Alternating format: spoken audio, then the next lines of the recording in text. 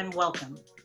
This is hashtag Real Talk, and my name is Lynda Furlow, and I will be your host and the moderator of a conversation with Black female creators.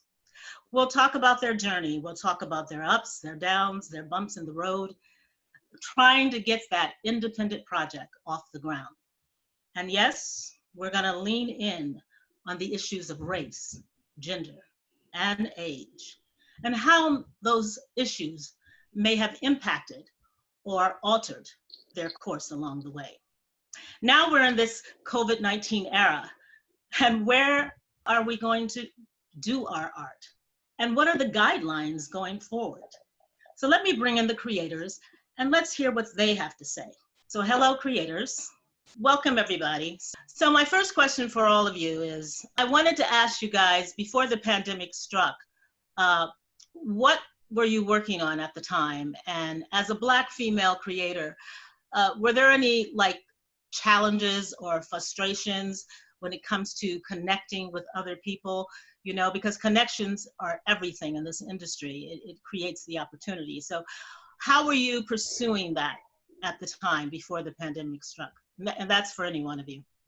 Before the pandemic started, I was in post-production on my first feature film, Red Pill, which we hope to get out before the election.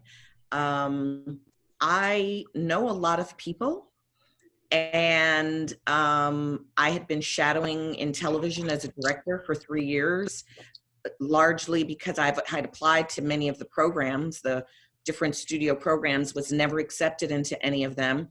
But I've worked on a lot of shows, so I just asked the showrunners that I knew to for the opportunity to shadow, and I also asked them for the opportunity to direct.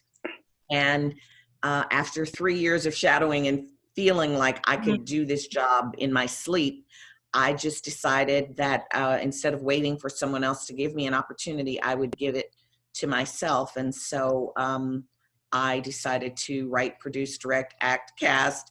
I mean, I've been doing everything, post-production, contracts, union, everything. I just said, I'm going to do this myself. And it's been the most thrilling thing I've ever done in my life. I don't know why I waited so long. So I'm grateful to everybody who said no, because it forced me to step into it. And be fearless, just go forth. Well, that's incredible, because that is kind of like the opportunity, if you're in a position to shadow someone, if they give you that opportunity. But for it to take 3 years for you, Tonya, I'm very surprised. I mean, I'm so blessed that you're here, because you are a Tony Award winner and twice nominated. So you are a formidable actress, thespian. I come from the theater. Your performance in, I'm giving you your praises. Your performance in Caroline or Change was just all inspiring. And Shameka, tell us a little bit about your 5 shorts project in Philadelphia. In 2014, I created a project titled the 5 Shorts Project, where I teach individuals how to create short films from development to distribution. So participants don't have to have any experience. I walk them through the whole process. And I created that project because I saw that there was a need for, especially women of color, who wanted to get into making films, to learn how to do it without having to, go back to school and get a master's in fine arts and things like that.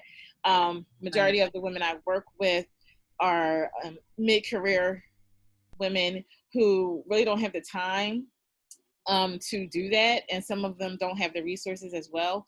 So I figured, I know this skill, why not share it with other women so we can put more of us behind the camera and in charge of our own stories. That's awesome. Yeah. And is it true that you've produced 30 shorts over a period of 5 years? Yes. I mean, that's awesome. That's a lot of content. It's a lot. It's a lot to actually. You have to give us your tips on proficiency in film production, because that is a lot of, I mean, I've been working on one script for 3 years. Now all of the women involved in the projects and in the shorts, they're Philadelphia based or from all over? The majority are. We have some from New Jersey. This year, we have some from New York and Chicago. Okay. Oh, wow. That's Because awesome. we are online now, I can reach out past Philadelphia. Okay. Yeah. We may be online for the rest of our lives. I I hope not, but I really don't mind it once I get this technical thing straight. And where can we see these shorts? So they're all posted on YouTube. Just look up 5 Shorts Project, and you can see them all there. Now, do you have any exploration to move them into, further along, like in other mediums, or try to get them produced and get them on Hulu or get them on? Yeah, I do. The challenge with it is, for a lot of them, this is their first short film. And as we all know, first short films are not our greatest work. It's like more so a learning opportunity. But quite a few of them have been selected for film festivals. And I think they're strong enough to actually package together and submit to like Hulu or Netflix or something like that. So that is in the works. Oh, that's good. I'm glad to hear that you're going to take it further, because that whole effort that you're doing it's a great opportunity for the women to sort of entree into what's happening now. Right. What I wanted to know is, I want to concentrate on before the pandemic, and then I want to go into after. Now, you've been working on these projects, but tell me, what has been your challenge? What has been your frustration? I know, Yolanda, I'm a supporter. I love you, girl. I saw you on you were moderating a similar panel with women, and you were talking about when you go in the room, when you're pitching, how when you're Black, the money drops, and not in your pocket, but off the table. Can you elaborate more about that? Well, I mean, money drops when you're Black, money drops when you're a woman. Those people that are, usually financing, which most times are white males that you're talking to. I feel like they just don't see value in your stories, and just, they use the blanketed, whoever you have attached is not valuable. Just all the same reasons you hear and know forever, or known forever. I do want to say one thing about the Tonya, congratulations on everything, because I went through the same process, as far as shadowing. I shadowed on The Chi, and this is our 3rd season up now. We're going, knock on wood, going into 4th season, and hopefully maybe I'll get to direct. I don't know, but I did the same thing as Tonya like a while back, and because I'd also helped at I'd been part of Film Independent Labs, I'd been part of Sundance Labs as an actor, and all the movies and theater that you've done, you've really helped a lot of these independent filmmakers make their films, because their first time, and you've been on large sets, small sets, medium-sized sets, stage. So how to, do things that they have never gone through before, and get the product done and get it done in a, in a good way. And so I did the same thing, and I made a short. I wanted to do it from start to finish, so I understood everything in between. And that went on to, went on to be a music video on VH1 and MTV, which was great. But, just to backtrack about things, it's just, we're Black women with stories. And if they are not used to seeing you in a certain way, not used to hearing you in a certain way, or looking at your world in a certain way that they have not seen already, that's a huge obstacle to overcome, because people feel like they don't, it's not going to be worthy, money-wise. Yeah. May I ask you a personal question, Yolanda? Yeah. How long is your contract? Oh, in the show? Mm-hmm. 7 years. Wow. So, we see a lot of time on TV where the white actors go in and renegotiate their contracts after a couple of years. Have you tried to have your agent go in and say, next season, Yolanda has to have it in her contract to direct an episode? Well, that's coming up. Yeah, that's coming up. That's coming up because, you know, it's like, why not? I've already done it before. They know you know the show inside out. You know, I always say for directing in television, it's not even a creative job. It's a traffic. It's not. Because we have different directors for each episode. Exactly. It's a machine. They're not going to mess up their show. So you could do that. Like, there's no excuse.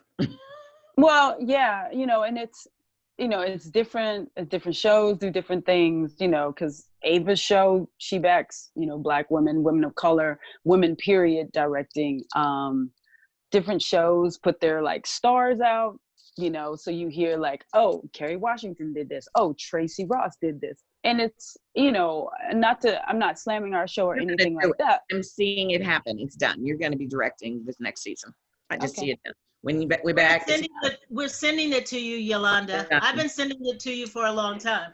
Really. Thank you, lady. I mean, you know, well, when I get my deal, you'll be a guest director at Fill the Void Productions, okay? Now, I want to talk about moving into, now that we're in this COVID-19, how it's going to look. Tomeka, you're a writer and a director, and you have a podcast called Tea Talk. But I have to ask you, I've really been like so worried about Georgia. I mean, you guys have just been inundated with so many things. And now your mayor has the COVID. In fact, 8 members of her family has the COVID. How are folks dealing with that in Georgia? How are they dealing with all of that? Well, I still have friends and family. Currently, I'm in Houston, Texas. Oh, you're in Houston? Yeah. Oh, okay. Just recently in Houston, Texas. And I think a lot of the people I know, they are social distancing and self-isolating, but there's a lot of people who are not.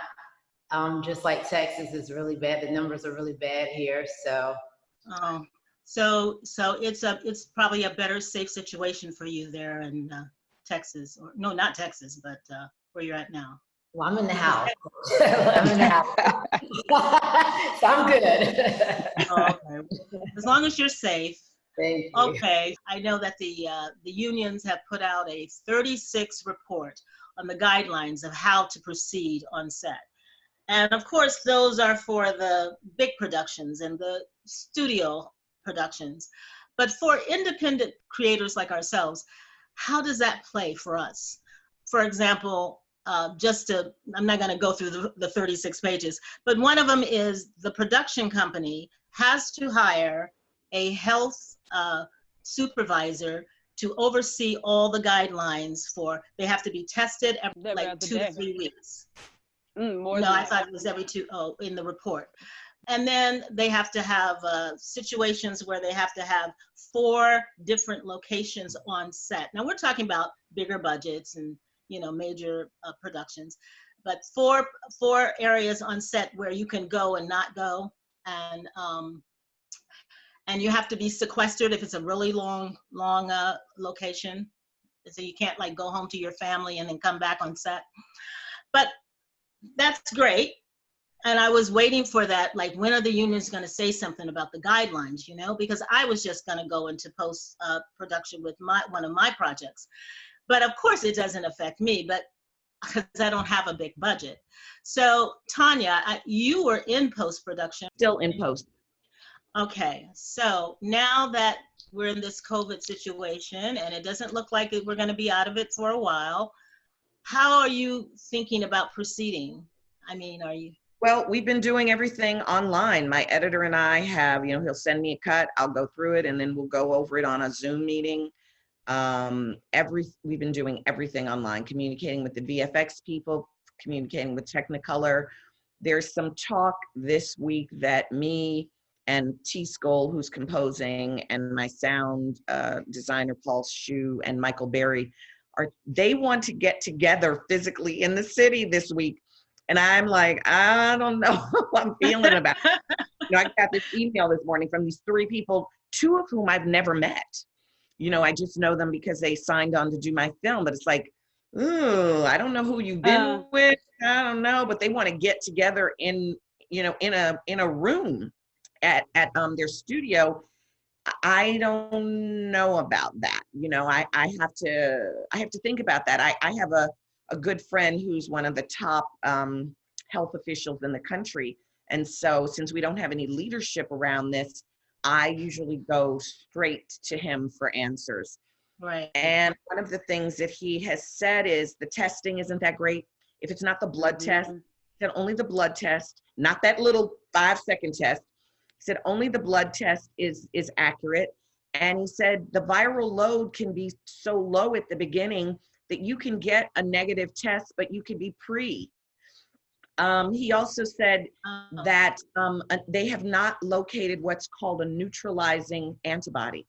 So without a neutralizing antibody, we can't even begin to make a vaccine. And he says, then even when we find a neutralizing antibody, we have to follow a person for a period of time to see how long the neutralizing antibody even works. So, from talking to this head health official who's been quarantined since January and is on the phone with Pence and the CDC every day, I'm on the phone with Pence. You sure that's correct information? I'm just kidding. So I'm feeling like we're looking at a timeline of like the 1918 pandemic, which is about 3 years. Wow. Sounds worse than I thought.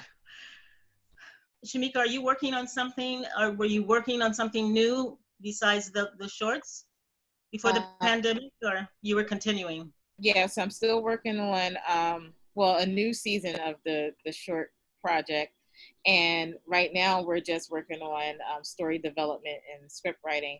Okay. But we'll be moving into production, and this question is definitely on the table as to how we are going to move forward with production. And after just hearing what Tonya said, this is going to be very interesting how we try to plan this out. I know one of the things we talked about was limiting the number of actors that you have in your short film. A lot of new people want to put a lot of people in their film. So it's dealing with this, this situation. We have to really think about the story that we're telling and how we're going to tell that story with limited amount of actors. So now that's a concern of mine because I'm in New York, and one of the main series that I'm developing, it's a drama series, and New York is like a character in the series. And I have several crowd scenes, and one of the characters is a sex addict. I mean, I've had to bring out, I rewrite anyway, but I had to take out the script and think about, like, how am I going to do this? Do I have to tweak it so back that I lose my original creative potential, in the script? I mean, I had my shot list ready, everything was ready, I was prepared, and I was like, oh, wait a minute, I can't even do this now. Any suggestions, you guys? Like, how do you reshape, how do you reshoot a scene originally that showed intimacy, or a crowd scene? Probably a crowd scene could be like tailored back without losing the creative potential. But say that it's really crucial for that character to show that she's masking her pain or her childhood trauma, and she's using sex to cover it up. How do you lose that potential and go forward? Do you scrap that scene, or you just kind of allude to it? Any suggestions? We're all writers.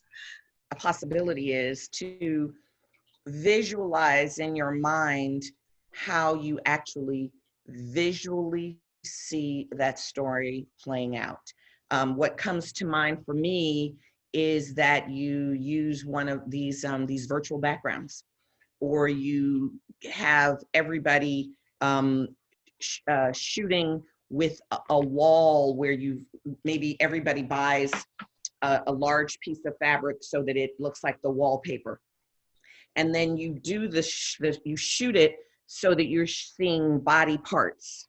And if each person has the same background, for our eye, we're going to visually think they're in the same space, even if it's been shot in different places. So if we cut from is it Eisenstein who did that thing where he took a face and then put different images next to it and asked an audience what they thought? Like, we visually are, if the space feels the same, we're not going to know that you shot it in different times or different spaces. We're going to see an ass, and then we're going to see a mouth or a hand, and we're going to think that body is together. True. We're going to have to be even more creative than we already are, Black women.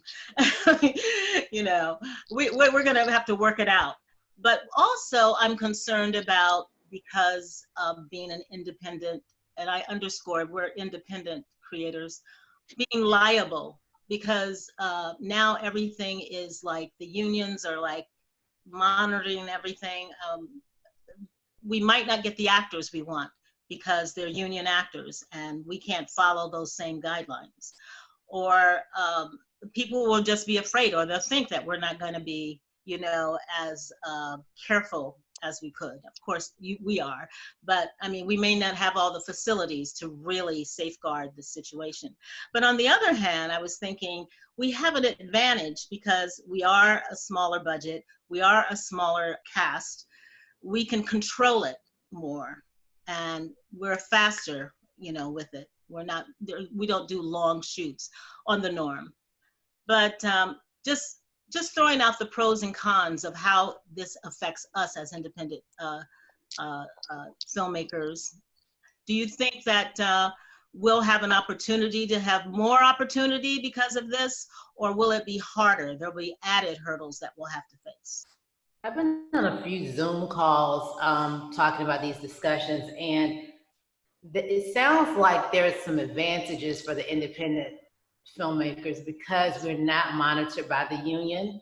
Of course, there is a liability that we have to worry about, but it sounds like also the smaller budgets, like, because everything just shut down and they're still trying to figure it out, it gives us the opportunity to create our stories. I mean, it's going to require a lot of, I don't even know what that looks like, but it sounds like there may be some opportunities for the indie people because we know how to work on small, limited budgets. We know how to, you know, make it happen basically in ways that these larger productions have so many, you know, pieces to put together. So I think it's all about timing and being able to take advantage of that gap of time that we have right now. I think so too. I completely think that, because I've gotten calls about my film, which I had to redo the budget to, you know, add in all the COVID costs and, you know, the time you're adding to people's hold times and all of that for quarantining,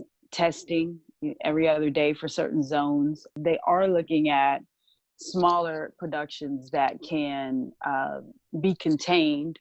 And, you know, in a case like mine, it's like, I know the people that I've cast, so they're trusting in me, and, you know, and I'm trusting in me. So it's one of those things, you know, as long as we can get insurance, which is, you know, the big thing, Right. and, you know, get the budget covered. It's like you said, taking advantage of this time, and, you know, because the bigger productions are going to take longer to get going. Yeah. Netflix has this series called Homemade. Have any of you seen it? Oh, I know of it. I haven't Oh seen my it. God, yes, I did see it, Tonya. Is it on Netflix or is it on Amazon? It's Netflix, and it's all these people making series at home with whoever is in their house with them, making movies. Right. So let's backtrack a little bit, because I want to stay focused on how we operate and what the resources we have for us. Can you guys tell me, do you have like a template or a blueprint when you're working on a project? Do you go, you know, do you just write your script first, or can you multitask, or you have a team that can look for representation? I think I'm probably the only one who does it. I have an attorney that I've been working with for years, but I've always been looking for that right person. I know probably Tonya and Yolanda, you probably have representation. But someone who's going to really spearhead your project and really be a champion for you and not get lost in like a big agency or whatever. That's what I was looking for. I almost signed with like a more boutique type of agency? I spent most of my life, I think I'm older than everybody on here, and I've always dreamed of having a team and, always so many talented people, and I'm always trying to connect with them and let's make something together. And it just never happened. And part of me trying to find my team often meant me, really putting a lot of energy into other people's work. When I decided to make this film last summer, and I feel like my creativity is like I'm just a vessel. It's coming through. So I didn't have a team. The story came to me. I did it visually in Canva as a deck first, and then, practice pitching the story to people. One of my friends who had made a feature before said, you need a script. I wrote a script, and then I, knew a few people who could send it to a few people. Everybody passed. I said, I'm gonna make it. I hired someone to do a budget and a schedule for me. They gave me a budget and a schedule that was out of my range. I then went to another person to do a budget and a schedule for me. They looked at the other person's budget and schedule and said, even that's too low. I then went around and met some people and asked for money. And one of my friends said, I don't have $1 million to give you, but I know someone who will give you $1 million worth of advice. And I met this man who had made 27 films in 26 years. And I've only met him once, and I've probably talked to him hundreds of times. And we sat down at lunch, and he just said, you're willing to put your own money down? He said, then there's just no reason you can't make this money. Now, I have to tell you that I've done 2 bankruptcies in a row. So 20 years of my life, never had a credit card. If I couldn't pay for it, I couldn't have it. And my last bankruptcy sort of fell off the thing. So I got a credit card, I guess it would be 2 years ago now. And I was like, well, I haven't had credit for 20 years. I don't mind going into debt. I'm going to make a movie on a credit card. So there was a very limited amount of money that I could make it on. I don't have some huge amount of credit after, the financial history I have. And I was like, yeah, I'm going to do it. And so it was about calling up actors that I knew and what contract could I be on. I knew I wanted to use union actors, so I was going to have to do a union contract. So going to that SAG New Media contract where you're paying actors $125 a day, using my relationships to get Ruben Blades and Catherine Irby and Catherine come work for me for $2. Once I committed to doing it, I didn't have time. I knew that this movie needed to be out this year. I wanted to shoot it over Halloween because the movie comes out at Halloween, and I thought there'll be things going on in the world of Halloween that I can't afford to put up. So let's shoot it when that's happening. And so from the idea to being in the can was 3 months. For me, just coming up with the idea, writing it, and shooting it, it was a 3-month time lag. Wow. Tonya, just tell us a little bit, though, about, I don't want to assume, I think, describe the film. Is it a social political horror film? Yeah. Would that be correct? Yes. Are you trying to get Jordan Peele a run for his money? I think Absolutely. Nina Nacosta. It would be the Black woman's Get Out. Well. I mean, it's going to be a movie where white people are going to see it one way, and they're going to be like, what do you mean? And Black people, probably from the first moment, they're going to be like, let's watch this ride. Like, I don't think there'll be any surprises for Black people. They'll just be laughing and watching the ride. And white people will be like, what, how did, well, why would they? And who? And we'll be just like, yeah, that's how it is. I saw the trailer, and I was all in. I really was. I can't wait, and I hope it just goes smoothly when you go forward. Thank you. It's about the you have some great actors in there too. The answer, and nobody about the actors. You have. I saw. What's the woman? She's a character actor, and I love character actors. Catherine Curtin. Yeah, she used to be in Law and Order all the time. Oh, no, you're thinking of Catherine Irby, who was on Law and Order with Vincent D'Onofrio. I thought you were thinking of Kathy Curtin, who was on Stranger Things and Insecure and Homeland and Orange is the New Black. My favorite show. And Ruben Blades. Ruben. Yeah, I love him. So Yolanda, tell us about, are you still developing Scenes of a Marriage, is it? Is that the working She's from title? Our Marriage, yeah. Yeah. So how's that Mhm. going? It's going, I mean, like I said, I had to, redo the budget to add in COVID costs. And I'm now talking to people in Europe about it. People here in America don't seem to quite see us in the same way. Yolanda, about how much you're adding for COVID costs? To a $1.98 million budget is about almost 200,000. Wow. Because it's a nurse all the time. It's an extra nurse to get people through the beginning, of starting a day, testing. It's all the quarantine time, which then is per diem and everything else. It's extra, stuff with food, with travel, putting people up. It's ridiculous. It's hard enough just trying to get the 1.98, and now it's like, it's actually a little bit more than that because I have other costs too, but it's now like a 2.5, like $2.6 million movie. And to be truthful, people now understand the budget more because everybody's union, crew and cast. So, we'll see how this goes, but that number seems to work for people over, me trying to like make a tight budget. We'll see how it goes. We're making it though. Yeah. Well, I guess we have to sort of wrap up. I guess I want to end with you finishing this question. Just indulge me. For as long as I can remember, I always wanted to be Tomeka. Say the whole sentence. It's going to give you that. It's going to come organically. I know it is. For as long as I can remember. Yeah, I'm probably different. I'm an Aquarius, so I said I'm a free spirit, and I have had these, like, I always thought I wanted to do this, and then I did it, and then like, okay, now I want to do this. So I've written a couple books, published them. Now I'm on the filmmaking journey as a writer director, and right now I just want to make this darn movie. Like, that's where I'm at right now. I have my first feature. I've done a few shorts, but now I'm ready to make my first feature. And because of COVID, I was hoping to start shooting this year.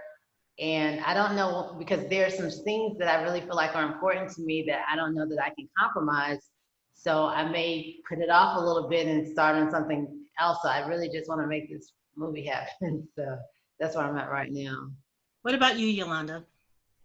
For as long as I can remember, I always wanted to be at peace. Ah, yes. All of us. How about you, Tonya?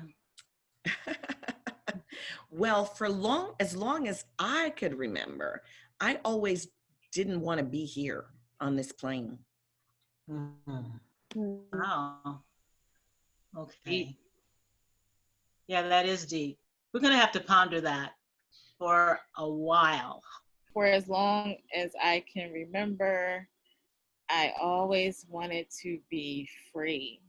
Free of labels, free of everything that society puts on us as women, as Black women. Just want to be free from that. That's beautiful. That's a good note to end on. I want to thank all of you, and Tonya, thank you for being here. Yolanda, I'll check you out on the Shy. I just wanted to say, Yolanda, you have that distinguished title of being an actor who was directed by Denzel Washington and Anton Fisher, and also the Queen, Angela Bassett, and the biopic of Whitney. I think that's a pretty distinguished title. But also, we're gonna see more of you, and I wish you all the best with your independent film. And Tomeka, same with you. I hope when you get back to Georgia, things will be better. And Shameka, thank you so much for coming in. And for those who are watching this video and you like what you see, please like and share, because we have so much more to offer to celebrate women of color in the theater, the film, and TV industry.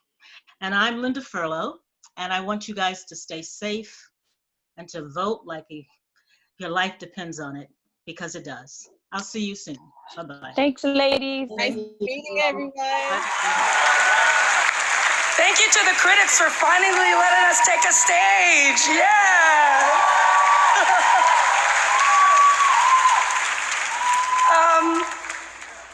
We made a 4-part, 5-hour film. It was an act of love.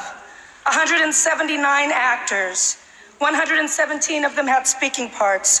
312 members of the crew. My 3 co-writers, my comrades at Array, my fellow producers at Participant, Tribeca, and Harpo, and our great champions at Netflix who let a Black woman do her thing. What can I say? Thank you so much.